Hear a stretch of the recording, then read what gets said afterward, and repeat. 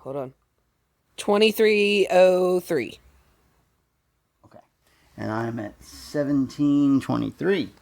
Do you realize what just happened? What? You were recording at 2303. Oh, Jesus Christ, Jim Carrey, calm down. And I looked over at mine, and what number was mine? 17 something. 23. Oh, God.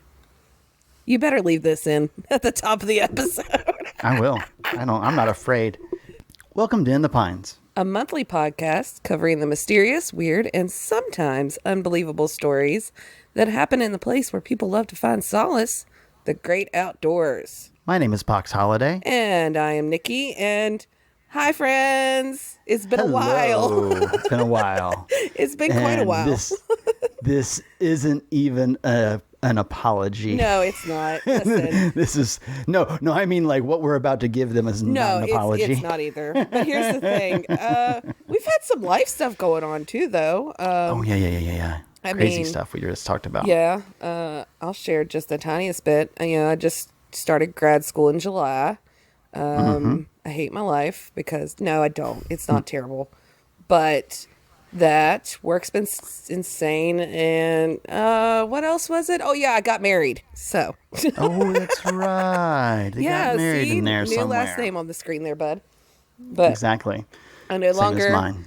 I no longer have a man friend. I have a husband. So. That's wonderful. Yeah, we went and eloped in the great outdoors with my best friend officiating and my sister is our witness and her three kids that were tagging along. So while our wedding has been described to me as a party where a wedding broke out at one point, I can believe that. It was wonderful, but and it was chaotic and wonderful, but eloping would have been the ideal. I said that there is no way I could have had a regular wedding, like none at all. Cannot do it. No way, no shape, no form. But how long were you all together before you got married? Almost 2 years. How long? Right at 2 years. 2 years? Oh, okay. So multiply that by 10, and that was me and my husband. We were together almost 20 years, and then we got married. Yeah. And people are like, but the real fun question is, why now? And I just look at him and go, why the fuck not? Why not? Why not? Yeah. So, but yeah, I'm a married old woman.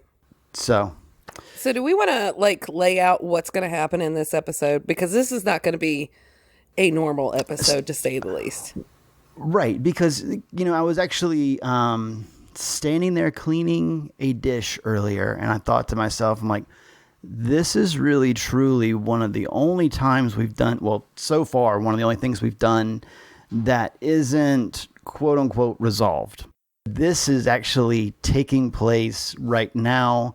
As you and I have been talking, I've checked my phone and been keeping up with it.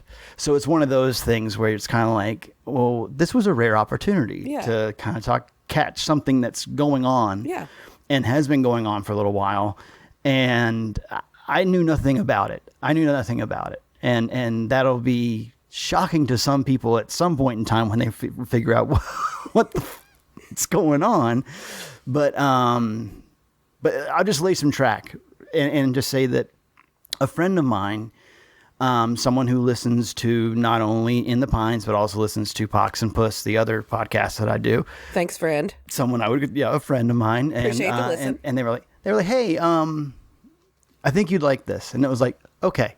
And as you said, we've both had crazy things going on, and we've just been really just the biggest thing has just been insanely busy is probably the best way to put it. We've both been very busy. And so it was kind of put on the back burner.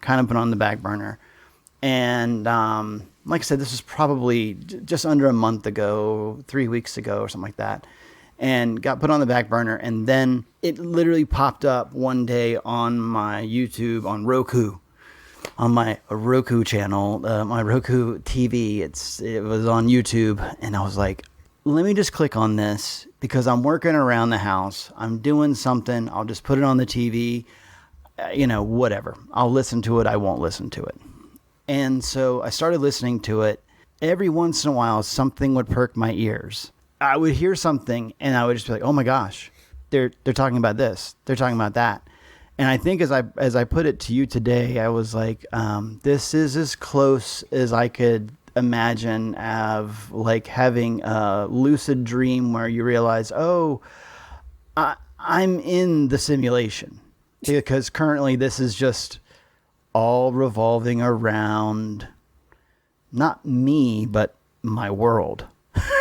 And so it was just crazy. It was just crazy.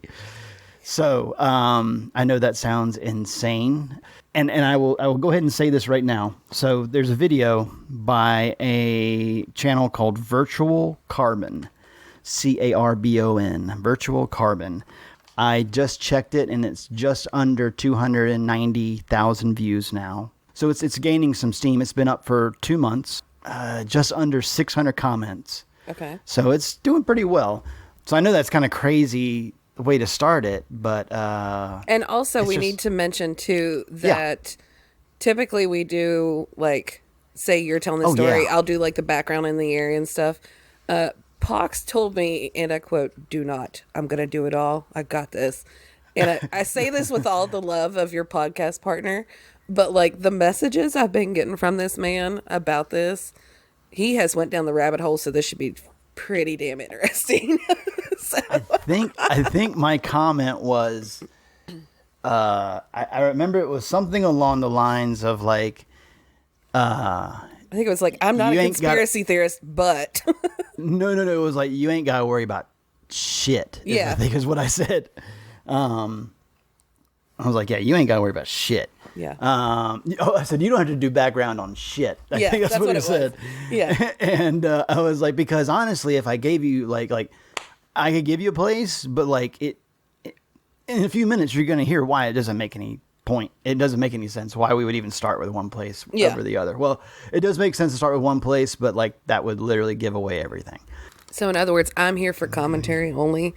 I'll be sipping my margarita in a can and chiming in. So please do. So this is the story of about how my life got flipped, turned upside down.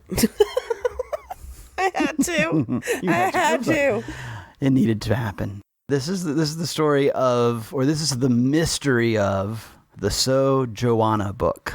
On April 21st, 2019, on Reddit. So this is a Reddit mystery. Oh boy. But it's far beyond anything else you've ever seen on a Reddit mystery. So it showed up in RBI, which is Reddit Bureau of Investigation. So the entire whole point of this page is to just solve, puzzles or solve, whatever.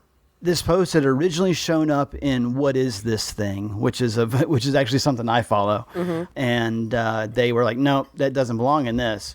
And it got sent to r/puzzles. Okay. And then for some reason from puzzles, they were like, no, let's just move this on over here.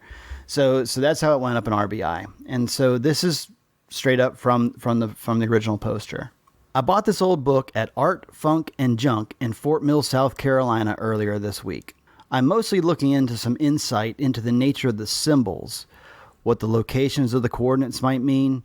Heck, if you can figure out what the solution is, that's even better. The more I look at it, the less I understand. I've gone through the whole book, page by page, and I think I found every page that has been marked up. If there's someone out there that's really into this kind of stuff, I would be more than willing to even mail you the book and let you handle this, since this is really outside of my wheelhouse. So basically this guy bought this book. Okay. And what the book was, Around the World in 2,000 Pictures. And I think it's from like the 1950s. And so it is actually the second in the series. Guess what the first one was? Around the World in 1,000 Pictures. But they're, so they're black and white pictures, but basically what it is it's like hey, if you went to the French Riviera, here's what your itinerary might look like. Okay. Here's a little background history about this area. Okay. I think they called Puerto Rico the Switzerland of the Americas. Okay.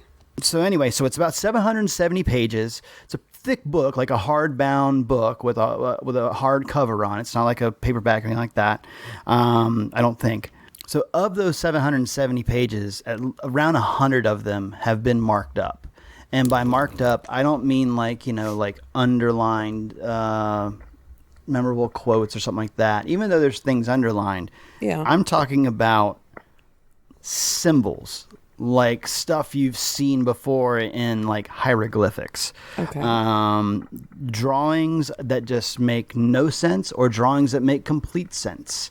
Random lines, random pyramid shapes. There's English, and sometimes that English is written in a way that maybe it's like running alongside of a building and it's written in pencil. Okay. And that's another thing to keep in mind here, that is not in the video, but from something I saw. And let me also go ahead and say right now, this is literally changing as we're talking. Okay. So I'm saying things that are already out of date, and it's just because it's so vast. So there's all kinds of crazy stuff that goes along with this. But anyway, so what I believe from what I've read on something somewhere is that there's basically pen, like blue pen, okay, and then pencil. Okay. And there's debates on, are they written by the same? Is the pencil and the pen the same thing, or is it somebody different, or whatever? There's a million questions that go along with that. But anyway, so there's also Cherokee written inside of there. Really? Yeah. Okay. And there are just all kinds of other codes, including some things like the Freemasons ciphers. Okay.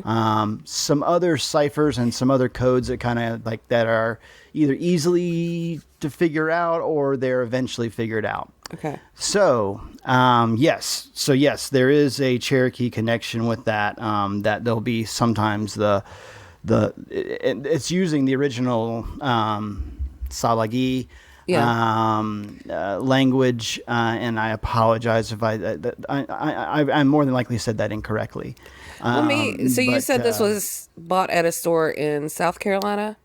Yeah. So this was a book bought at Art Funk and Junk in someplace South Carolina. I've already gone on to another page. Sorry. Okay, so when you say well, the only reason I asked is because when you say Cherokee, I think Fort Mill, South Carolina. I think there is a band of the Cherokee in South Carolina. I wouldn't doubt it. Yeah. Like the northwest part, maybe, possibly. That makes sense. Yeah, because there's the Snowbird. Yeah. Or there's one west of Cherokee, North Carolina, through the Nantahala Gorge out the other side, just to another vast area that's wide open. That's another one. They actually have another casino there now. Yeah, I think they opened another casino. There are, oh gosh, is it 9 or 10? There's like 9 to 11 or something like that recognized tribes in South Carolina itself, and they're all kind of like in the same area roundabout, and I believe it's like the northwest portion of the state and the northern part of the state, if I remember right. But I really do think that there's a band of the Cherokee that are down there too. So yeah. So that makes sense with if there's Cherokee in the book. Right. And so yes, like I said, like they use the syllables. Yeah. And a few other things like that. Yeah. So and then there's this other there's just random things written inside of there. One thing that my wife pointed out when she watched this video was that there's a thing on there very close to like the first page that has something like 2 pounds, 6 pounds, it's 7 pounds, 3 pounds, 2 pounds. And it's just kind of written in this really weird way. But here's the thing. So when you open up the book, on the inside front cover, what's normally called in this group as, and I say this group is the Discord group. You can go right now, So Joana, SOJONA. SOJONA, and there's a fandom wiki you can go to right now, and it's probably being altered as we speak. But so what's known as page 0, the inside cover of the book, at the very top in the middle, there's a signature that says GB Vanderbanman, VANDERBANMAN, and then next to it, 1838. Okay. We'll come back to that in a minute. I already know you know. So then there's a couple of symbols off to the left where there's a couple of X's and a kind of a pyramid shape. But then when you go over to the other page, so when you're looking at what's called page 1, Yeah. on the right-hand side, there are 5 sets of coordinates. Okay? The first one goes to Fort Gordon, Georgia. So then the second set of coordinates is Hunting Island on Santilla Island. Okay. But more specifically, it is actually the lighthouse, the Santilla Lighthouse on Santilla Island. I'm going to come back to number 3, actually. Number 4, out of all of this, is a bridge in Durham, North Carolina. And I'll just tell you right now, that was the first thing that kind of made me go, wait, what? Because there's this one famous bridge in Durham. Yeah. And it's famous, not just famous like as in like famous in Durham. It's famous because it has a website, 11foot8.com. And what it is it is a bridge that is 11 feet 8 inches. And it has all these flashing lights and, you know, it's painted bright yellow and all this stuff. So it's like lower than normal bridges. Okay. And so this guy set up a webcam out of his office window that pointed at this bridge. And he just caught wreck after wreck after, because it got to the point where it was just like, it was happening so frequently. He's like, well, I just need to have a webcam up so it just catches it. And you'll see people going through, like, usually like in like a Ryder truck, something somebody's rented or something like that. And it just, it's called, I think it's called like Tin Can Bridge. Okay. Because it peels the back of a like a box truck, peels it back like a tin can. Oh, because gotcha. people are going through like in a 12-foot clearance. Yeah, they're going through like in a 12 or 13 foot tall, you know, or 12 and a half foot tall thing, and they're going through a bridge that's only 11 feet 8. So it's like ripping it off. And so I was like, there's no way that's what it is. And I like look at the screen, and sure enough, they're showing that bridge, and I'm like, okay, well that's interesting, right? Well, I'll go to number 3. I should have gone to number 3 anyway, but it doesn't really matter. But number 3 is the Quilt of Origin sculpture. I just saw that. From Centennial Park. What the fuck? From the Eric Rudolph episode. Oh my god! And I don't know that we might have talked about this personally, but we haven't obviously talked about it. But I went to Atlanta this past July. Yeah. We went to Atlanta to go see 2 English Premier League matches. Oh, that's right. Yeah. Yeah, 2 back-to-back matches, which was fun to watch Americans drink for 3 halves. A little bit over 3 halves of, and it was clear most people had kind of stopped. Like they went to work for half a day. Yeah. And like went to lunch and didn't come back because it started at like 3, 4 o'clock, like 3 o'clock to get into the place, 4:30 for the match to start, whatever. And just watching everyone around us, like just drinking, and you're like, oh, like we looked at each other because we don't drink anymore. And we looked at each other like, this is going to be a problem. Same night as the women's World Cup where they went to shootout. And so what the hell do they do? When the matches are over, everybody's drunk. Let's get everybody the hell out. No, they play the matches on the screens around the inside of the area as everybody's trying to leave. So everybody slows down to watch these things. And then here comes old man Pox. As we're leaving and getting out into the street, it's one of those cities, Atlanta, that has, like 3 or 4 different competing scooter companies. Nice. And basically, it's just like scattered scooters. So you're walking, like not only are you walking with 70,000 people leaving an event where 44,000 of them are blistering drunk. And have been all day, but it's air conditioned, so that's nice. And then trying to hurdle bird scooters, which was a lot of fun. But anyway, the point of that is that I went to Centennial Park on accident. Yeah. We were trying to get from one side of Centennial to the other without even looking at it. We were just like, literally like Google Maps, like how do we get there? And we walked out, and I was like, wait, this is Centennial Park. And my wife's like, yeah, like, what's up? And I was like, we have to find the statue. We have to find the statue. She's like, which one? I was like, the one with the shrapnel in it. She was like, what? And I was like, we talked about it in the podcast, the one with the shrapnel. And she's like, I want to see that's it. nice, honey, your little podcast. Like, yeah, exactly. I'm like, oh. And so, like, when you see it and it's just there, it's like, oh, because, like, you can see a couple of things. Yeah. And the one that I got a picture of, because I'm not exceptionally tall, you could tell, like, people have put, like, a piece of paper over it and then kind of rubbed it. Oh, yeah. There's, like, a bare spot around it. Yeah. Yeah, there's all kinds of different things that was like, whoa, that's crazy. But yeah, so I just thought that was weird. Like, we did a podcast where we talked about that, and then, like, they literally just kind of just blow past it in the video. It's kind of like, oh yeah, by the way, also this thing here too. But number 5 on the list of coordinates is a thing called Murphy's Pyramid. Okay. And when I saw this, I was like, wait, what is this now? So it is a pyramid that looks a little bit kind of whitish. It's a light colored pyramid, and it probably stands about, maybe like, I don't know, it's probably like 15 feet tall, 12, 15 feet tall. Okay. But it's a pretty good, it's a pretty good pyramid. It's just kind of this weird thing that was given to A.R.S. Hunter, who was as they say, the first settler, and it's like white settler in the area.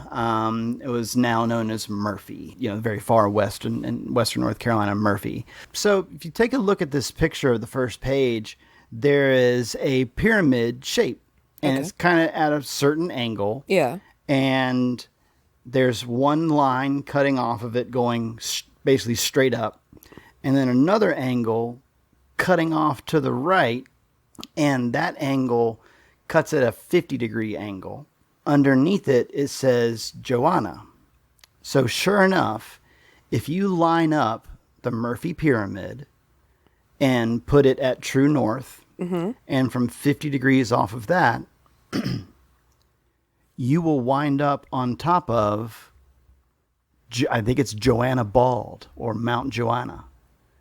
And so, like, the way that so if you go 50 degrees off of it, it goes to the top of this Joanna Tower. Okay. There's a like a fire tower up there. Okay.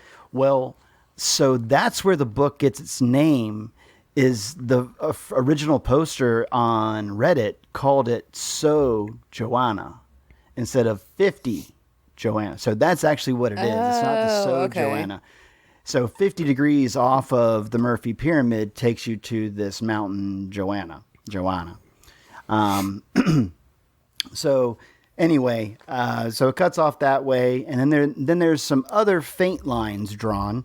One actually is at 76 degrees, which takes you to the right around the bridge, the 11'8" bridge, right around that place in Durham. Okay. And then pointing down at 193 degrees takes you to Nolta Church. And we'll come back to Nolta Church in a little bit. Okay. So those are the first 5 that you see. And I say first 5 coordinates that you see on this page. And so it's just kind of like, okay, Fort Gordon, a lighthouse in South Carolina, the Quilt of Origin sculpture that was hit by Eric Rudolph's shrapnel, random bridge, not really random, kind of a popular bridge in Durham, and then this Murphy's Pyramid. So those are your first 5 on the first page, in addition to there being a drawing of an eye, a hand kind of holding up all 5, and then the numbers 3, 6, 9. So there's a lot of like people that are trying to figure out like, okay, what is this? Because at first, the first group was like, no, we're not figuring out what the hell this is. This is like the random writings of a lunatic. None of this makes sense. It's just a marked up book with like random writing, so people just kind of like, no, maybe not. But as these things started to come up with these coordinates, people are trying to figure out like, okay, is this the ramblings of a crazy person, or is this a group of people? So it kind of gets kind of weird because, like I said, there's pencil writing and then there's blue pen writing, and so people are just trying to get all this stuff figured out. I'm just going to cut through a few pages because, like I said, there's like 96 to 100 pages of this 700 something page book that are all marked up. One of them was this on page 37. There's this random set of dots. And they're like bubbles and dots, and people couldn't quite figure out what it was at first. And then they figured out that it was actually the Royal Air Force. This was overseas. The Royal Air Force satellite radar, which is like those big dot-shaped radars, those big round ones. Yeah. Which is one of the largest monitoring stations in the world. So from this drawing, people were able to figure out, also based on the page that it was on in the book, like, oh, this is over in, might have been Scotland, I'm apologizing right now, somewhere in the UK, was one of the largest listening stations. And down at the bottom, there was no picture of this, it was just, whatever. Down the bottom, there was like these dots, and they figured out, oh, this is the world's largest monitoring station. Like, okay. So then on page 49, is the one time that we actually see the Mason cipher. It looks kind of like a weird boxy kind of thing, but it's a known thing that people could find like on the internet. So if you figured out what it was, you could figure out that it basically spelled out Tallulah Joana. And Tallulah is another, Tallulah is everything from a road to a river to a mountain around here. So it's also one of Bruce Willis's daughters. Well, there we go. So for all we know, Bruce Willis is involved in this. I mean, so yeah, so that was the one. That was the one time you saw like the Freemason cipher kind of in there for Tallulah and Joanna. There's other pages of this book where they've said things like Tallulah and like Tallulah's been underlined, like the 3 syllables for Tallulah have been underlined on a page, and from that you're able to figure out like it's like somebody literally underlined Tallulah and on a page, and like so Tallulah keeps popping up, and a lot of these things are kind of like, why are these things popping up, and what do these have to do with anything?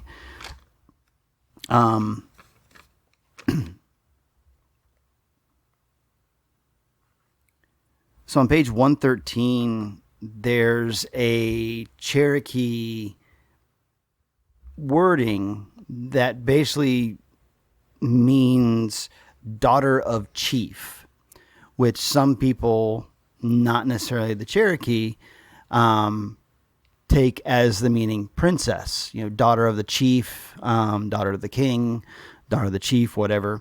So we'll come back to that later.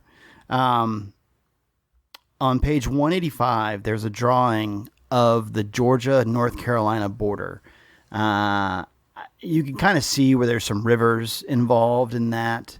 They really haven't, as far as I could tell, they hadn't kind of figured out what the Georgia-North Carolina border drawing was, but it's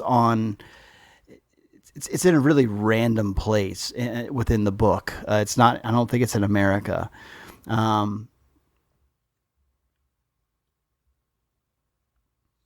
Alongside that Georgia-North Carolina border, to the north and east of it, you could see where they had used the Cherokee sign for mountains and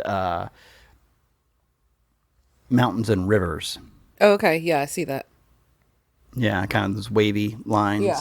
So then on pages 268 and 270, there was the Torch of Friendship statue, which is in San Antonio. I had never seen this before. I just never seen this statue before, was not familiar with it, and I have been to San Antonio, and I'm afraid to say I don't think I ever saw this thing. Maybe I was too early, but so like somebody from this Discord group went there. And what they figured out was the drawings that the person had made, the only way that they could have had the perspective of that statue is by being in a tower that is above it a little bit or has a different angle, so you can actually kind of see the top of it. Okay. And so they figured out, like, they took pictures down below and were like, well, there's no way he got this picture this way. And so they went up into this one certain tower kind of thing. I don't know if by tower it means like Trump Tower. I don't know. Well, is it? Trump, So I'm looking Trump at Tower, San Antonio. I'm looking at page 270 because I'm trying to follow along with you. Is it the red tower that they show on here? Yeah, that red spirally looking. Yeah. Almost kind of like a rose, kind of at the top, almost kind of looking thing. Oh. So yeah. So there's kind of like something going on up there. So they kind of figured out like, oh, whoever saw this had to be above it. And so that's the kind of things that are being figured out in this Discord group, where it's kind of like, oh, okay, so this person had taken a bunch of photos. And I apologize, I'm not remembering names or anything right now. That's, like I said, that's the kind of thing that's being like figured out all the time on this Discord group. And so I will be very honest. I did join the Discord group. I have not contributed to the Discord group. I have just been lurking. I think I was even greeted at one point in time, and I was like, nah. We ain't doing that. We ain't doing that. No, I'm just here to observe. And so you can actually, and it's not a bad thing, I don't think, because very easily, once you join the Discord, you can just go to the search function. And the one thing that I figured out from this Discord group is there are some people who have been at this for a while. Again, this started in 2019 and it caught fire apparently, and was very popular for a little while. And then they kind of hit like a bump in the road because they couldn't figure out any more of these codes. Yeah. There were mainly these 4 codes, very long, that they had no way to solve. They had no idea what was going on with it. And so there was like, so people have been like on this thing for a while. And what I've noticed happens pretty much every time is somebody if it's somebody who is quote unquote passionate about this, they come in hot. Oh boy. Like, it's this is this. And 9 times out of 10, they're like, yeah, we figured out a year ago that's not that. Dream killers. Dream killers. Here's the link. And it's like, like that's how it can feel at first. Yeah. I can tell, and, people are, hesitant maybe sometimes to kind of contribute after that or whatever. But that's the one thing I would just recommend to people who are going in, like, don't censor yourself, but just understand, like, there's a search function in there. Yeah. And you can go ahead and search for that thing you think because I came in that way with like several things. Quietly I came in with those kind of things. Yeah. Like, it's got to be this, and this. And started searching on the Discord and was like, oh, okay. You're like, never mind. Never mind. Because basically, I think the biggest thing to point out about all this is that the main area where this is happening is Western North Carolina, which is outside my door. Yeah. When I was hearing this video and my ears were pricking up, or perking up, I was hearing things that were in my area. Bryson City was one of those things. Cherokee was one of those things.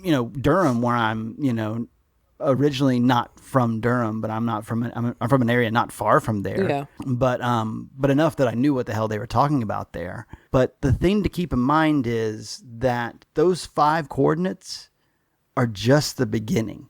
Because this book just has pages and pages of more coordinates and these weird maps that people have no clue what the hell they are. And then all of a sudden they figure something out. Like there's one map that is in Augusta, Georgia. Okay. There's a couple of things in Georgia that are kind of weird. There's a map that, there's a ray that comes off that like there's some kind of coordinate. I believe it might be the actual coordinates of this place. Was at one point in time, Augusta National Golf Course had a very large round area that almost looked like a compass. It might have been a compass, but it looked like a compass. It had a bunch of different rays kind of shooting off of the center of it. Yeah. So it's now no longer, but they were able to figure out where it was based on old photos. And then from there, draw a direct line based on some other coordinate kind of thing. I'm not even going to pretend that I understand how all these things are figured out because you're like, I don't know. I mean, yeah. I mean, there's just pages and pages and pages. Like again, like I haven't had time or patience to go through 100 and whatever pages of marked up shit. There's a bunch of people doing that already. Yeah. So it's almost like I just need to read what they're doing as opposed to this fandom. Now the fandom wiki does get updated, but off of this thing, there's this other crazy art project. Not crazy. It's an art project that was next to a river. But here's the weird thing: it didn't exist whenever the map came out. It was delayed, and so it shouldn't have been there whenever the map was released, or whenever the book was released in 2019 in April. This project wasn't finished until May, so that meant someone knew about the project, worked on the project, had prior knowledge of it, or could see it being worked on, or was working on it themselves. In May, this project was finished, but this thing was released on April 21st. So, like, well, that's kind of a weird thing to think about. Then there's this cemetery, Magnolia Cemetery, that had like a couple of gravestones highlighted, and what they were one guy who was in Skull and Bones, a guy who was a Freemason, and then some other guy that they still haven't quite figured out what his deal was. But they marked all three with X's, and that's where their graves were. Also buried in that cemetery, and this is courtesy of the people in this Discord, Butch Trucks, Dwayne Allman, and Greg Allman are all three buried in that same cemetery. And here's the kicker. I don't know if you're an Allman Brothers fan or not. I am. There's a woman named Elizabeth Reed buried in that, in memory of Elizabeth Reed by the Allman Brothers Band. Oh shit. Yeah, that's where Elizabeth Reed is buried. Oh, dude. Yeah. I had to look it up. And I was like, nope, sure enough, they're right. That's where they were. And also, I think their first album has a picture like on the liner notes or something, from that cemetery. You know, the question that keeps coming up is, was this supposed to be found? You know, like, how did this wind up in somebody's possessions? Did someone die and it just went to a random book place that was like, yeah, we'll take that book. Yeah, whatever. like donated and was like, here you go. Yeah. Like, what do we know about art, funk, and junk in South Carolina? I'll just go through a couple more here. So on page 270, there's this one. It's where they're in Puerto Rico. There's a couple of things written down there. The word Rosa is written on either side of, I don't know if it's like, it's some tower that's in Puerto Rico. It's written on either side of like the point of the top of the building, ROSA. And then drawn out off the coast of Puerto Rico is whoever had done this, drew the Red Tower by Giorgio de I do not know his last name. I apologize, but it's called the Red Tower. Giorgio de Cherokee. If you watch that video, you'll see the thing. They're professionals. Let's see. Oh, they drew it out into the ocean. I see that now. Mm-hmm. Yeah, it's like out over the water. It's like, okay, it's over the water. Yeah, all right. Yeah, the last thing I'll say is that boat that wasn't supposed to be there but was there on Eve Street is on page 341 if anybody wants to look at that. But there's a few other things that kind of pop up. The final set of coordinates is for a place on the University of North Georgia University. Namely, it is a hall of some kind that is built on the grounds of the Dahlonega, Georgia Mint. Okay. But basically, that was a mint, and it was famous for I believe a gold coin that it used to mint there. It was one of the final coins minted there. But here's the thing. There's almost like a steeple on top of it, and it's gold. Want to take a wild guess what shape it's in? Pyramid. Yeah, I figured. Yeah. Yeah, it's in a pyramid. So at this point in time, this is where they start to kind of run into it, because the final coordinates have been given, and they've made up all they figured out all the codes that could be figured out at this point in time. And right now they have just shy of at this point in time, whenever they're kind of hitting their lull, they had like a Google Earth project that I believe is now failed. I think it's on GitHub or it's on something now, where it can actually handle all of the coordinates that they have. And I'm just going to say it's close to 200. And that was when this video came out. It was close to 200. So there's no doubt in my mind we're past that now. Dear Lord. So it was just this huge Google Earth thing. So that's when they kind of hit their lull. Until on one of these pages, there's the words Crossfire Gambit. And Crossfire Gambit is a website. And on this website, there are 52 names or words, all in like just bam, bam, bam, bam, bam, bam, bam, bam, bam, down this website. One thing that's taken note of this website is written in HTML 1.0, a code language that's not used by anyone really anymore for anything. So it's just names. Some are white, some are red, but they're all interesting.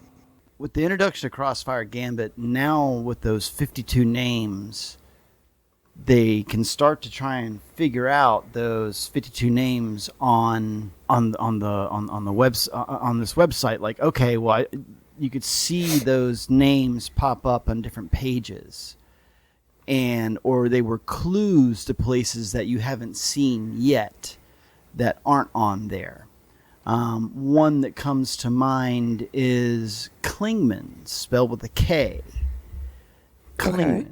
But there's Klingman Dome in the Great Smoky Mountains National Park with a C, Klingman's Dome. And so, a lot of people were like, well, does that have to do with anything with Klingman's Dome? With Klingman. One by one, they start to kind of figure out more and more of these locations and where all these names are supposed to go, but they still, again, don't know what it means. They don't know what all these names and letters mean. They must be a code of some kind, because everything else has been a code up until now. So why wouldn't this? I want to circle back on some of the things that I said I'm going to come back to. Okay. So if you remember way back at the beginning when we were looking at the pyramid at 193 degrees to the south, there's the Nolta Church. It's in Cherokee County, North Carolina. Okay. And which is in very far west. It's west of Cherokee, Cherokee, North Carolina. It's not in Cherokee County. It's way far west, and it's just above Cherokee County, like in Georgia. They're not too far apart from one another. Somebody decided they were going to go to that church. And so they pulled up to the church and were like, well, let's kind of walk around a little bit. Pulled up like when it wasn't busy or anything. And on the side, so they basically have like one of those church signs, but it has something written on the outside of it, about God and how much you're going to hell and all that kind of stuff. More than likely, I couldn't quite read it, but I just, I assumed it. I mean, it's in Western North Carolina. Naturally.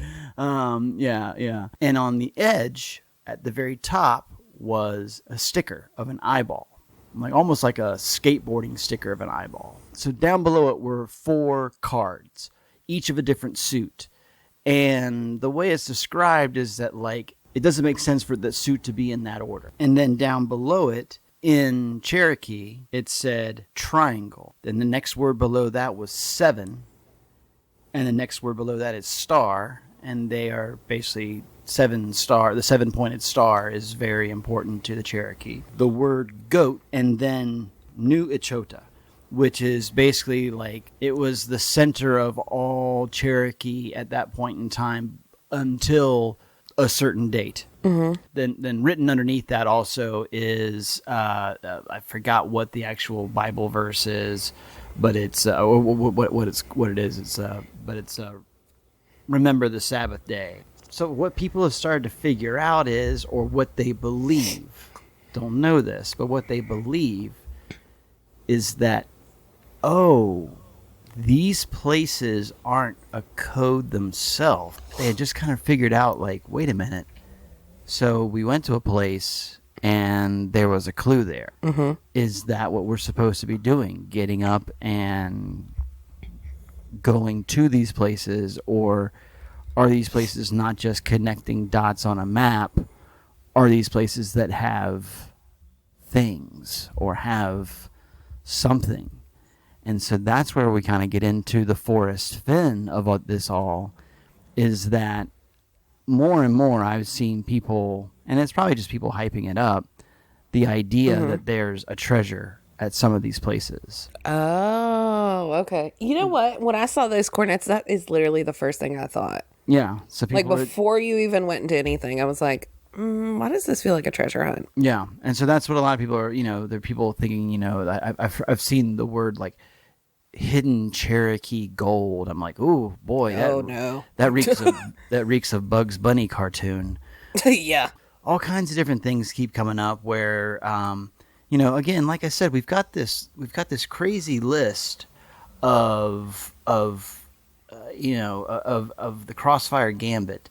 And just so you know, like, here's just a few examples of some of these words that are on this thing, like artichoke, asylum, BB, spelled Beebee, burnt black, Decker, Diablo, Fairview, Golden Summer, High Jump, Klingman with a K, Medicine Down, Pork Chop, Rosa, Smokemont, which is an area in the Smokies, Spearfinger, Tallulah, Toccoa, Union, White Alice, Wormwood, and Zebulon. Zebulon Vance was our governor during during the Civil War. Okay. He was, from what I recall, there's a story of him fleeing Raleigh, or fleeing the governor's mansion at the time as a woman. In order to escape. Yeah. North Carolina. Raleigh has a really interesting Civil War story that we'll go into some other time. So there's just like some weird words on there that kind of like, okay. But the thing is that some of those words are just written straight in the book. And so, they're able to connect them to things like photos or coordinates or, and so they kind of have this organization where they think they know what's going on with some of them, but there's just so many that are left unanswered.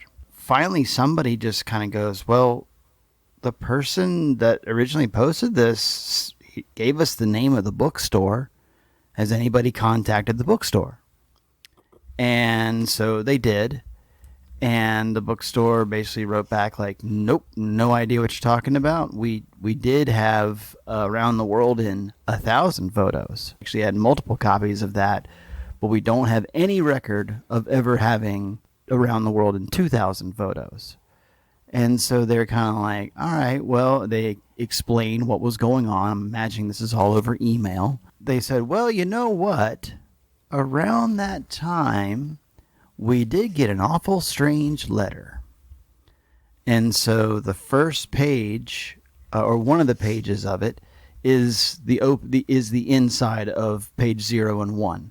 The dude's signature at the top, and then the So Joana on the other side, the 50, the original one with the Murphy Pyramid. And there's also this note on it, and it says, Mary, this is the So Joana book, private radio network, 11 Princesses of the Cherokee. Which is interesting because the question comes about, well, when did you guys get this thing? And they're like, well, we got it right around the beginning of it.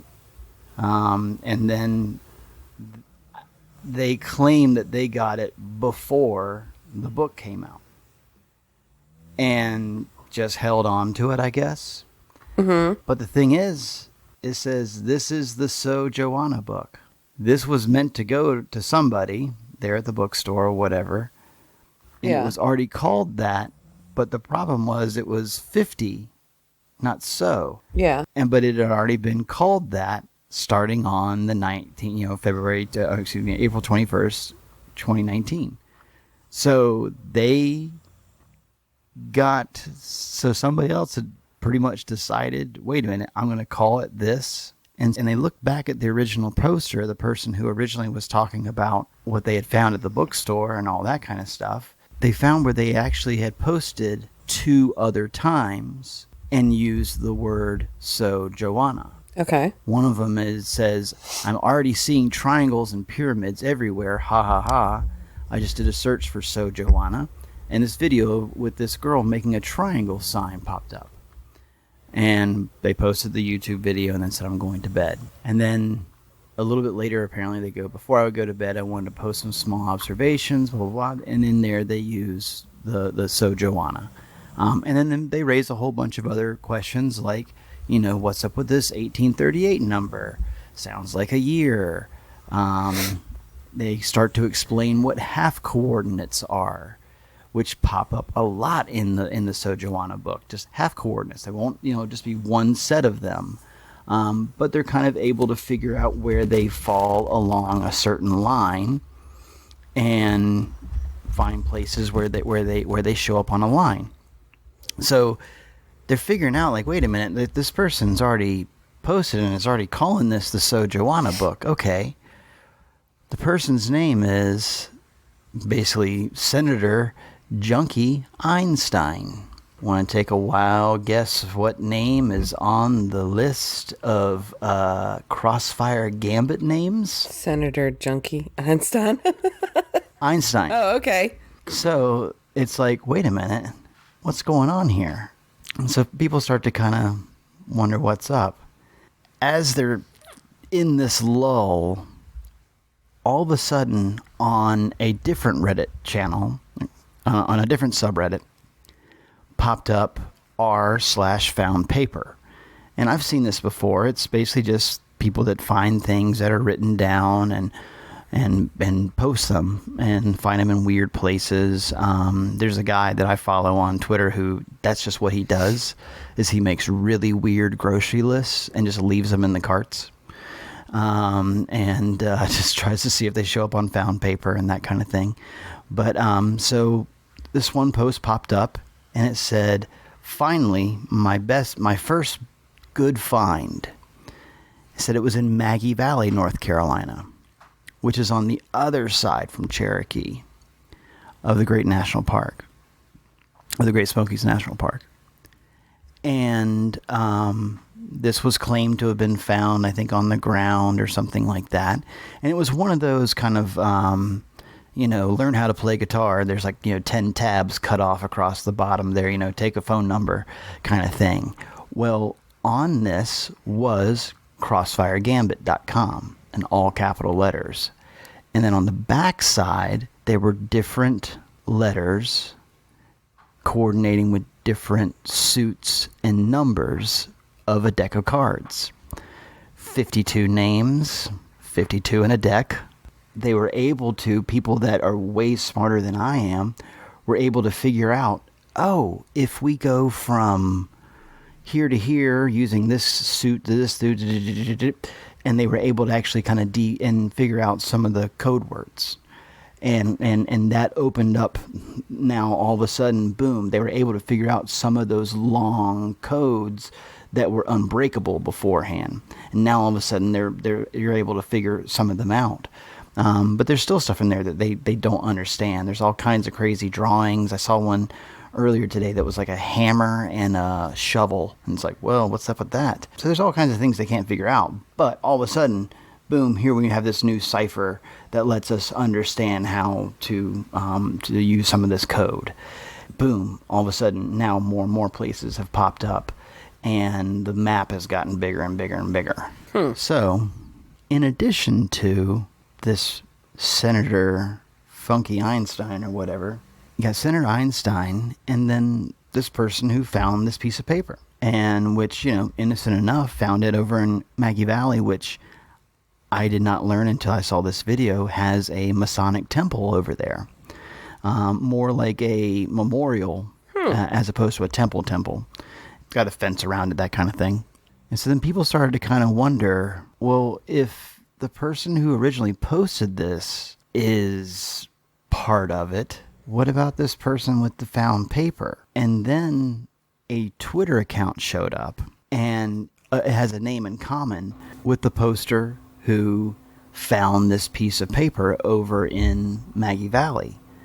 So there's a Twitter account, Wendy Dominic Wendy, spelled with an I at the end, who all of a sudden, on Christmas, right around Christmas, 2022, started posting hashtag Crossfire Gambit photos and all kinds of things. These photos are of fire towers, mountaintops, different code written over top of them, almost like diagrams for diodes or electronics of some kind. And they all have these really crazy titles, like the one I'm looking at here with the mountaintop and the fire towers is "Don't become some background noise." Hashtag Crossfire Gambit, hashtag White Alice, which and then hashtag 368 megahertz.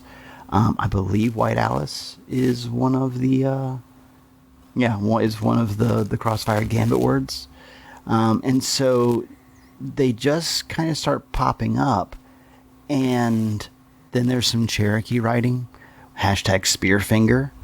We'll get back to Spearfinger in a bit. And so she posts something like, I can't remember exactly how many videos, but a lot of videos, or excuse me, a lot of pictures. One of them is actually of REM performing on the 40 Watt stage, which is a club in Athens, Georgia. And for those people who don't know, you've got REM coming out of there, B-52s. Who else is coming out of there? I think somebody said the Indigo Girls, I think, is what I saw in there. There's a bunch of different bands that came out of Athens around that time. And so it's kind of a couple of overlay pictures. They're really interesting. And of course, we'll put a link somewhere wherever this winds up. But so all of a sudden it starts to point out like that people have been looking at these pictures and trying to figure out what's going on here. And then that's when they started to notice the common name with the Wendy with an I. The other one's named Wendy, spelled with a Y and then spelled with an I. That was the one on Reddit. And so all of a sudden people realize this is being orchestrated. There is this person that has something to do with it on Twitter that also, quote unquote, found this mysterious piece of paper that happened to be the decoder ring at the right time, right when everything started to slow down. And then Senator Einstein, who happens to also have a name that's on the Gambit list, all of a sudden he shows up. And so it's like, oh, this is planned. This was not an accident. This was not like a book that was found by somebody else. They've just taken it and run with it. And so it's this whole other thing. So there are just people every day trying to solve these codes. But the crazy thing is, that's not even the end of the craziness. There's an entire YouTube channel dedicated to this. And this guy is named Ricky McChristiansen. And Ricky McChristiansen's avatar is Spearfinger. Spearfinger is a evil, quote-unquote, hag, as I've seen described, who lures people away from, populated areas and then uses the spear on the end of their finger to carve out and eat your liver. That sounds slightly unpleasant. So Spearfinger's not a good person. No, Not a no, not not at a all. good hag at all. Low on your list definitely of not. hags. Yeah, 0 out of 10 would not recommend meeting. Well, so Ricky McChristensen, you can find it RickymacChristen 3302. Ricky McChristensen basically just has a few videos that came out the exact same day and time as the book. Several of them were posted at the exact same time, one right after the other in a particular order, and then some have been added since then. One as recently as 3 weeks ago. So it's still going on. And there's still clues in all of these things. And so I kind of, when I first saw it, I was like, these look like art school films or something like that, like really like rejected art school films. And I read that like there's a whole lot of music to them.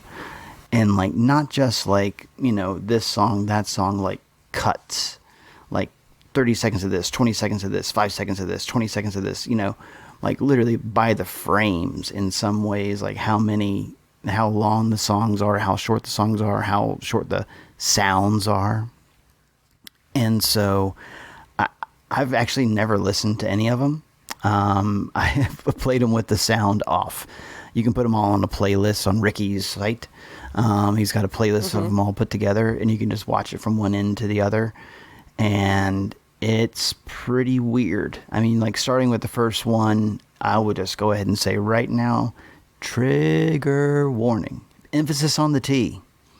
Hard T. Hard T. But then crazy things like Zebulon, which Zebulon is, like I said, was the governor of North Carolina during the Civil War.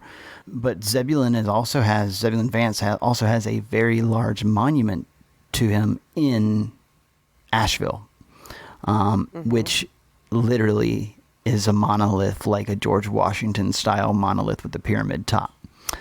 And that's just right in downtown Asheville. And so that's a short 3-minute long video.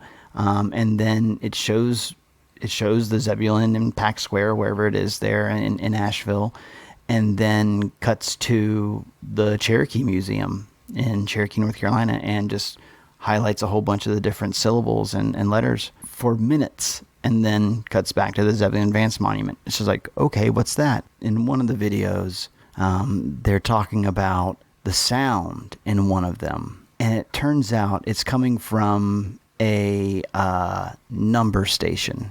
And you and I have talked about number stations before. Yes, we have. I was literally going to say we have talked about number stations before. And so they analyzed which sound it was. So I mean, so there's a whole group of people that were like, that was their thing. They got to the bottom of which number station it was and checked it out, and it was just like, okay, all right. And so there are just clues after clues after clues. And so if you go to that fan page, the wiki, there are just people who have broken down every single moment of the videos. I mean, and I'm not making fun of anybody. It's what they've done is insanely talented. Some of them are using AI in certain ways to cut through the clutter and to find different videos and pictures and to truly timestamp each one where videos come from. And I'm talking like not just like a video of a movie or something like that, like a video of a certain Atlanta area weather promotion that happened in 1987. Like 5 seconds of that followed by 3 seconds of this, and then back to the weather promotion thing. Like, so like just like insanely tedious notes and citations. So people are just really going through all this stuff and finding all these things. That's when I learned from just kind of watching that Ricky is interacting with some of these people, like emailing them and giving clues via emails. He is still active in this thing. Like I said, just put a video out 3 weeks ago. People are still deciphering that video. And like it had just kind of hit about the time that I was there. And so I didn't know what they were talking about at all. And it's only until recently that I figured out what they were talking about, like last week. So that was a big issue, was that nobody had ever been to Joanna, the mountain. Nobody had ever been to the fire tower that's up there. They found plenty of pictures through Google Images and all kinds of other different things and Google Maps and whatever. But nobody had been there looking for anything. And so when we're talking about what people are kind of looking for, so in Spearfinger, which came out 8 months ago, a lot of it has to do with the road to nowhere in Bryson City that leads to nowhere. So it's a very controversial subject out there. The road to nowhere was being built right up until the World War II. And they basically kind of had to and I'm going to butcher it here too, but like they basically had to kind of put it on hold for a little bit, like, hey, we got a war to go here. Well, one of the big things, and I'm sure it's a very big thing in your part of the mountains, is Decoration Day. Yeah, I think we've actually talked about that before, haven't we? Probably so, yeah. Talked about Probably Decoration so, Day. yeah. The promise that had been made to a lot of people was, hey, they're going to be flooding this area. So a lot of people were losing land, and they were losing their normal access over to old family plots that were on the other side that had been taken by we have talked about this. Yeah. Okay, I do remember. Yes. So World War II happens, a bunch of other things happen, and then they also noticed that there's this certain type of shale that they're cutting into that is leaching a very dangerous chemical that is then going into the water. And there's a bunch of things that go along with that. Hard fought. I mean, even up into the early 2000s, mid 2000s, maybe even to 2010. I'm not sure when the final came down, but somewhere around before 2010. It had come to, after several studies, to see if they could continue growing with it. They were, one of the services that the park provides is actually rides and boats over two. But then during budget cuts, they were only being able to do that every other year, or they were just cutting down the amount of times they could go over for Decoration Days. And so it was, and again, you and I have talked about before, this area is 85% owned by the federal government, be it Nanahail National Forest or the National Park. So there's a very big anti-government sentiment, hence Rudolph. Yeah. So the road to nowhere is very controversial in this area. And so one of the films goes to the road to nowhere. And the road to nowhere basically just kind of snakes along the Fontana Lake outside of Bryson City and kind of dead ends into like kind of a cul-de-sac that's been turned into kind of a parking lot thing out in the middle of nowhere. And there's a tunnel that goes, you can see a light on the other side of it, but it goes to nowhere because that's when they stop building. And so it's a tunnel that just goes to nowhere. So it's the road to nowhere tunnel.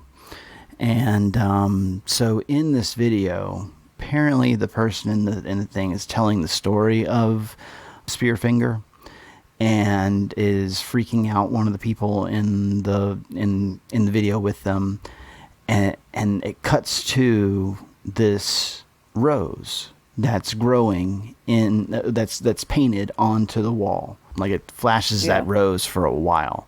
And so in other words, like we're really kind of supposed to focus on this rose.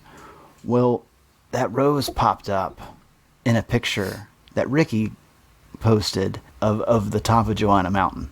There's sometimes in some of these radio towers, there'll be like, or these like, fire towers, there's like an electrical box, like where all the electrical stuff goes out to like, almost looks like a privy off to the side.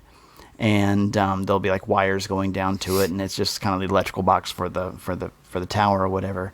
And so spray painted on there is an identical rose. And so now this rose thing has started to take off, like trying to find pictures of roses or depictions of roses and that kind of thing. That's like its whole other science. And what you start to figure out with this Discord is like, each person, like I said, a lot of them come in with that like, blah, like a very diarrhea of the mouth. Yeah. Like, I know this, you should know this. And we already know this. And then they find their niche. They find their little way that like they fit in, where it's kind of like, I like people that just get like obsessed with like, you know, Google Maps, or people that get obsessed with like codes and angles and that kind of thing, and stuff that like I'm not really into. And, but it's interesting watching them all work. And, you know, I think if I do have something that's worth sharing, I probably would, but I haven't found anything yet that I really want to kind of share with anybody that hasn't already been kind of said.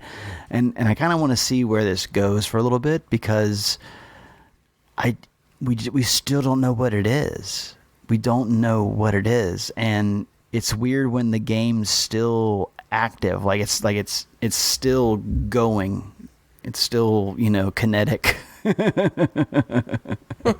as opposed to like just one, like, as opposed to like, okay, here it is, done, it's over with. It's like, no, somebody's putting out YouTube videos and you don't know when they're going to come out, and they have something to do. And so you're like, so all the clues aren't out there yet, or are they? And this person's just kind of just helping. I think the biggest, and what you see a lot of people say over and over again is, why are they doing it? It could all just be bullshit. A lot of them are just kind of like, at this point in time, I'm just enjoying kind of just trying to crack this code. People are just doing it. And like, you know, like there's one person that's like, I've got a lot of time, you know, but maybe not the means to go to these places. So like they really hunt, you know, these certain places, and then like, you know, is there anybody that can go to that place? And then there's other people that are like the keepers of the information, that have like the sages who have been there since the Reddit days and that kind of thing. But it's just a really weird thing having it go on, like wherever we go, just looking around for different things, because, oh, by the way, one of the crazy things that it's also involves is, I'm sure where you are from, there's one of these as well, a barn quilt trail. So in the county that's just south of me, the big, huge thing down there is that they have a barn quilt trail, because it's a very rural county. It's very ag centered. You name it, agriculture centered, for those that don't realize what I'm saying. But no, they have a barn quilt trail, and it is like a huge thing. They, in their county seat, this is also a county that has no stoplights in the whole county. Oh, wow. Yeah, and so in their county seat, they actually have pamphlets that are made for people that, you know, are tourists that come into town and whatnot.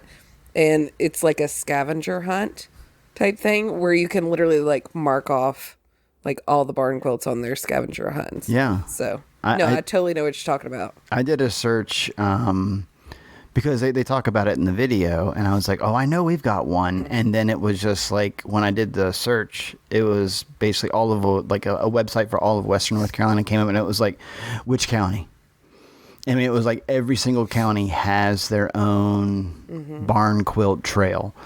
One thing that I learned through this group is that there's also out here, and I don't know how far north it goes, but it's called the Appalachian mural trail. And so supposedly it's like a series of murals that run from, I don't know, like the entire Appalachians. So I mean, so from Alabama to wherever, I don't know.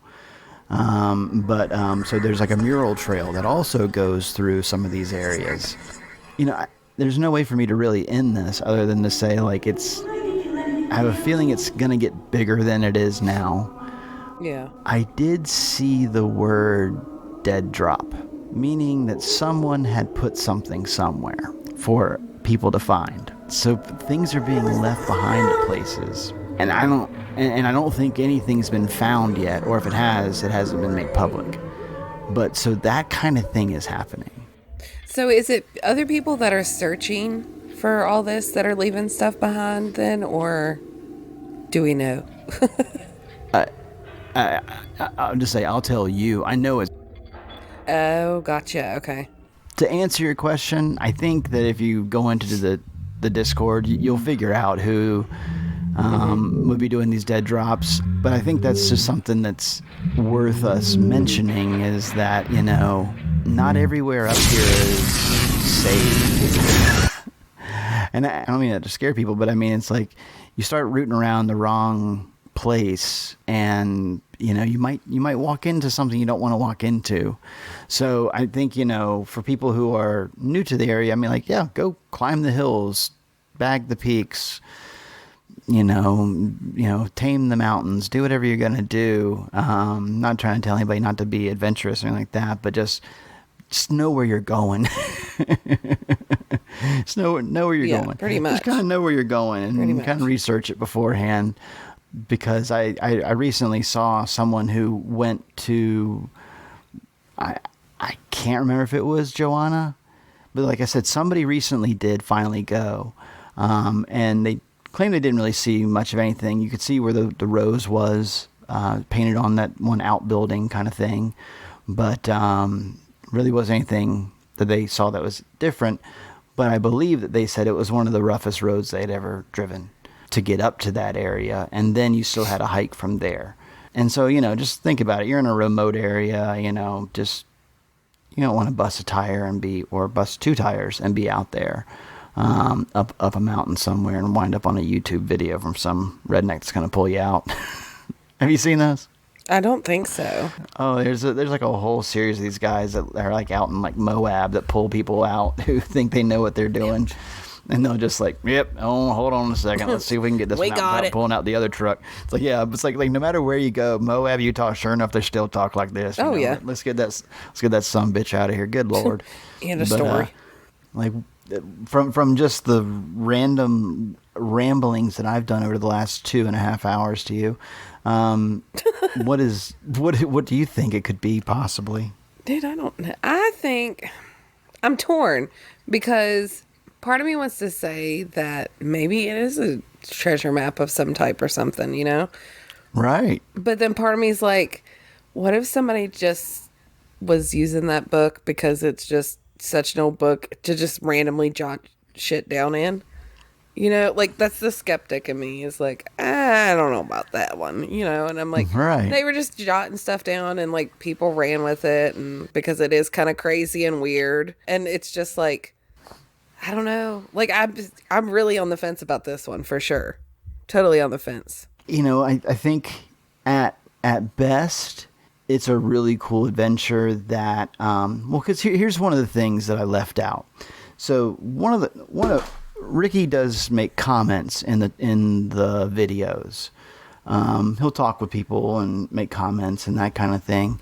And one of the things he said, and I'm just going to paraphrase it here because it's been said and it's written down somewhere, but he basically just says like, yeah, well, what you guys have done so far is great, but it's virtual. Like you've done Google Earth, you've done this, you've Google Maps this, you've figured out where these things are, but now it's time for you to get out and live a little bit. And then he basically says like, go for a drive, go get an oil change. Like he has like a list of things to do. Like he's like, make it a circle. Like go somewhere and just drive around and, go to a local restaurant, go to a local shop, stop and read our historical markers. Mm. He has a whole bunch of different things. So like, there's all these different things you can follow along the way. Like if you're into the Freemason thing, there's stuff going on there, definitely.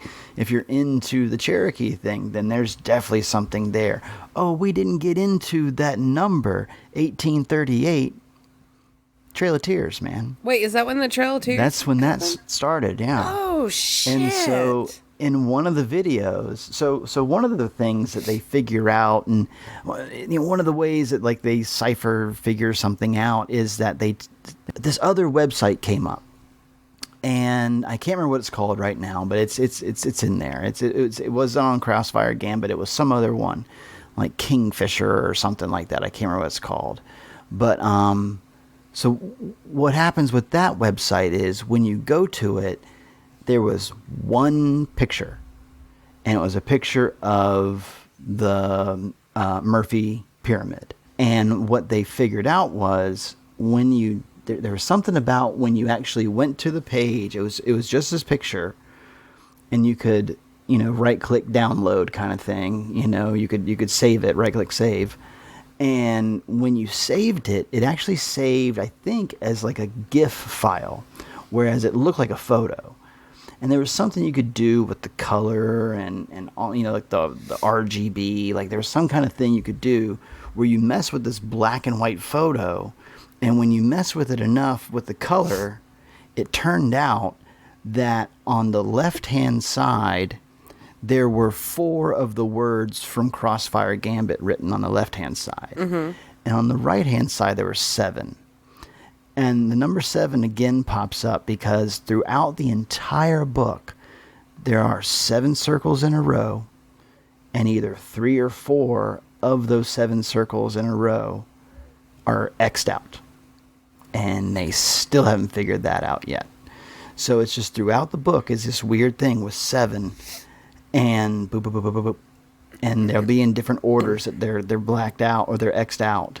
Everything you look at, there's just like some other thing you could work on. If you like the trail of quilts, if you like the trail of murals, there's something that people could do to get out and look at all this kind of stuff, which I think goes back to kind of what you and I talked about early on, which was kind of what happened with the Brown Mountain Lights, which was the town put up a big fight, got the government to come out there, and the government kind of just had to kind of go, well, it's cool and all, but it's a mighty fine racket y'all got here. Keep it up, because remember they were kind of like, it's like, well, the train runs on time and the lights kind of show up about the same time, but seems like you fund enough hotels, motels, and little attraction sites along the way for this to be a thing. And didn't really, want to punish them in any way, but it was kind of like, this is bullshit. So that's what I kind of, I feel like is one of the leading things in this is a get out and check out this place, kind of thing where somebody's done, where it's like, hey, get out from behind your computer and go live the real world. But again, this is where I go, not everywhere. And again, there's hundreds of places. I looked at it today. I looked at it the other day. The old well at UNC, Chapel Hill, is on there, which has an interesting history, I believe. And by interesting, it means the usual thing we mean on here, white. There's just a bunch of different things that are on there, and the one I want to look into, and I really haven't looked into it enough, is the one in Centennial. Like, what's up with that? Like, what is up with that? And it also has the word quilt in it. Yeah. It does. And then the barn. Oh. Okay. So, what happened at the beginning of this? The weirdness with, like, what time were you at and what time was I at? And 23 was in both of them. We have been talking about 23 at that point in time. So it's just... Maybe it's all centered around quilts and granny square quilts. No, here, my brain is going somewhere with this because... Yeah. The quilt there, a quilt trail, and then Trail of Tears. Many of the native women wrap themselves in quilts as they walk the Trail of Tears. Ooh, it's all about quilts. It's all about the quilts. Think about the quilts we gave out. That too. Yeah, that too. Yeah. So in other words, there's a non-stop. It just doesn't end. There's just so much stuff that you can look at, and the crazy thing is, I wouldn't say crazy, but the interesting thing about it is it has raised even my own personal awareness around where I live. Just knowing kind of some of the things they're looking at or they're looking for. And so, living out where we live, it's not uncommon to actually see a barn quilt. It's just, you see those things. And so I've taken notice of those kind of things. You know, it's the red car syndrome. You got a red car, now everybody got a red car. You know, and it's just how it goes. You know, you see one, you can't stop. It's like what happens to Walter Sparrow in 23, the movie neither you or I have seen. So I don't know. So, you know, one of my favorite conspiracies is that it is a CIA recruitment book. So if you solve it, then you're in the CIA. Let's see. The one thing that also pops up is who's in charge. True. Who's in charge of all? Who's the gatekeeper of all the information in all of this? Is Ricky part of this? You know, so it's. I think the biggest thing is it is a unknown, and that's what kind of makes it fun. Exploring the Western North Carolina area, and then apparently San Antonio, Lake Santilla or Santilla Island.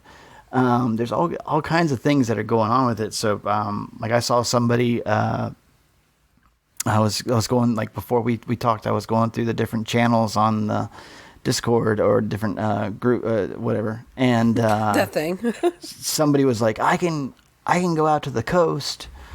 And so there's something on the coast, you know, that people want to go to and check out. And so it's just, I think I started saying this, at best, it is something that's getting people out, and there is some kind of weird payoff at the end. Mm-hmm. I mean, that would be really cool if, like, you know, yes, there was a treasure at the end. The worst is, yes, this is a map where you're going to find where the bodies are. You know, I've seen that before, you know, and you know, and then in between are just the, you know, the friends that people are making along the way. I hate to say it, but that really is like what a lot of it is. They were all wishing each other Merry Christmas. Yeah. You know, and so, but it's this group of people that have been working together, some of them for like, I think 1.5 years on just this part of it, you know, on the Discord part of it. So yeah, so it's going to be interesting to see what happens from here. I feel like, you know, if somebody is getting 300,000 views on a YouTube video about this, somebody else is going to catch on and just do, you know, what's going on now. Yeah. Now that it's grown from, you know, I think like what I told you is it's a very good base layer for the whole story. It just kind of gives you like what's going on. But now when you flip over to the Discord, or I guess maybe on Reddit, I haven't paid as much attention there. You get a whole other world of what's going on. There's like a whole other thing going on, like a whole other, you know, Spearfinger video has come out since then. Pause. It was called Pause, Pause. That one came out, and that one has a whole lot of stuff going on too. But anyway, it just doesn't end, just like my exit out of this. Well, bravo. It was definitely a wild ride and quite the journey, to say the least. So yes, it will be probably way more edited than I planned on it and being. my black cat just decided to jump up and crash into the side of my laptop almost. So And just looked at you and went, 23. just stop it. Hold on, I'm gonna look at my recording and see where I'm at. Oh no, we're at 2 hours 52 minutes and 10 seconds. Honestly, we really might have been at 2:48:20 True. when you said that, but 23. For me, 23. yeah. 23. Yeah, seriously, yeah, it was. But yeah, I don't know. How do I get out of this tailspin? That's what you figured out so far. I mean, it's interesting. I'll say this again. Okay, Hex, please stop. My cat is trying to crawl on me. I'm sorry. It's interesting. Do I hope that there is some kind of like, I don't know, payoff to it? Yeah, of course, because that would be super cool. Right. But I really do think it's just somebody was randomly writing down shit in that book at the same time.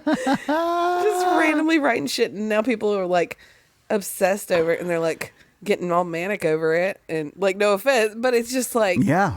It's true. None of it It's makes true. sense, but at the same time, it kind of does. So I don't know.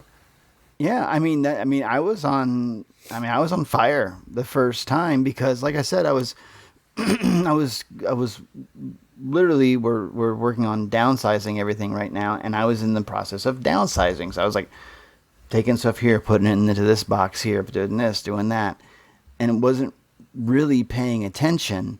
And then I heard like Bryson City, and it was like, huh. Well, I heard Murphy, and I was like, huh. And then heard Murphy Pyramid, and I was like, huh.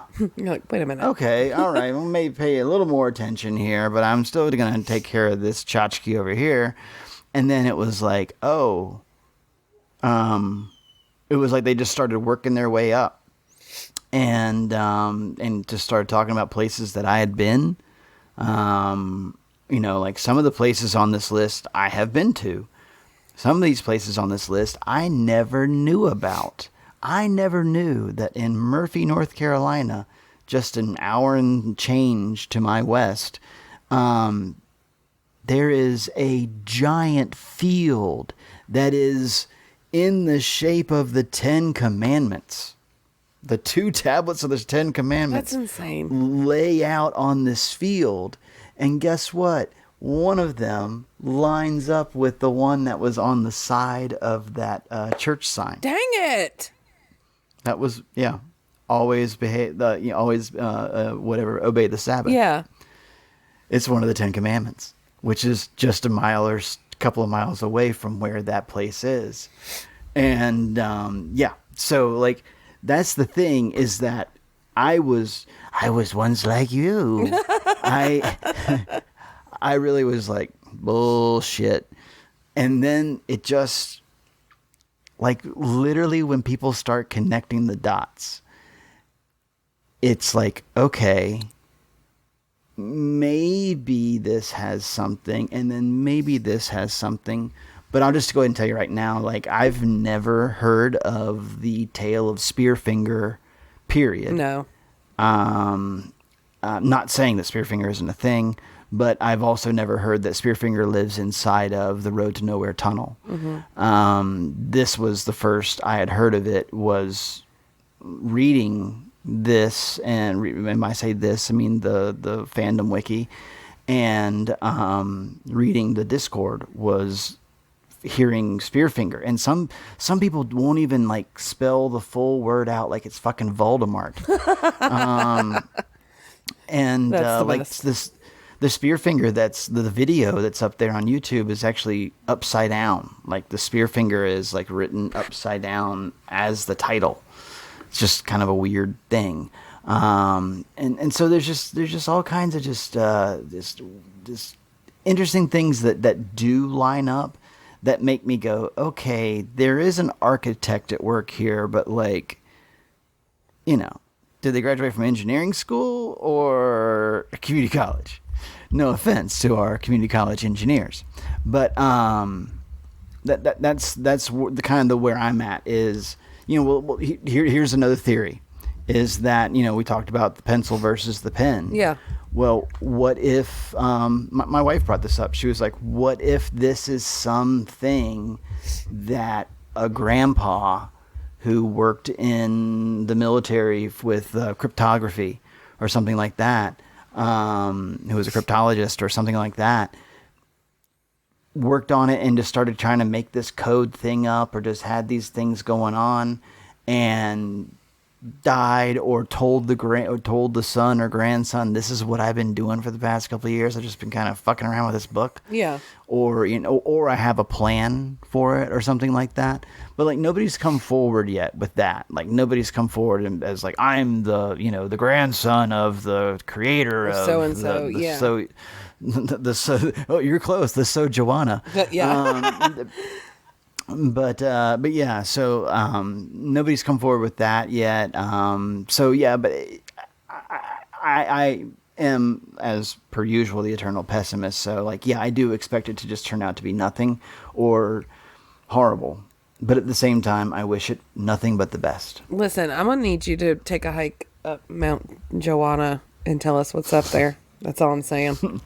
Somebody just went there the other day and took pictures. I'm good. Oh, come on. Nah. Well, that was got other mountains interesting. to climb. That was interesting. That's for sure. Thank you. Mm-hmm. Job well done, Yep. sir. We'll have to see. Yeah. We'll have to see what the next steps are. Yeah, for sure. I feel like I might have to follow along a little bit now. Thanks a lot for sucking me in, you jerk face. Yeah, that's the thing is that I just kind of like honestly, once you watch the video, you're kind of gonna be like, oh, now it makes sense. Yeah. Another professional put it together, Who knows? Maybe, and there's videos. Maybe whenever I get off with you, I'll try to. Because is it a very long video? It is 50 minutes. Oh, okay. Well, maybe I'll start it when I get done, and then because it is 15 to 11. So. Oh lordy, yeah. But well, cool. Well, where can people find you? You can find me on Twitter at HeyThatNikki, NIKKI, and Instagram under the same name. And that's all you get from me. Where can they find you, sir? You can find me on Twitter and Instagram at PoxHoliday, POXHOLIDAY. Twitter, Instagram. I think I have a Facebook. And yeah, I do have Facebook. And I do. Like you said, it's 10:45, and the sugar's wearing down right now. Yeah. Oh yeah, that's us. I always forget to promote us. Hey everyone, in true In the Pines and Pogs Holiday editing fashion, for some reason the end of this show just didn't record. So come see us at In the Pines on Facebook, Instagram, and Twitter. End of show.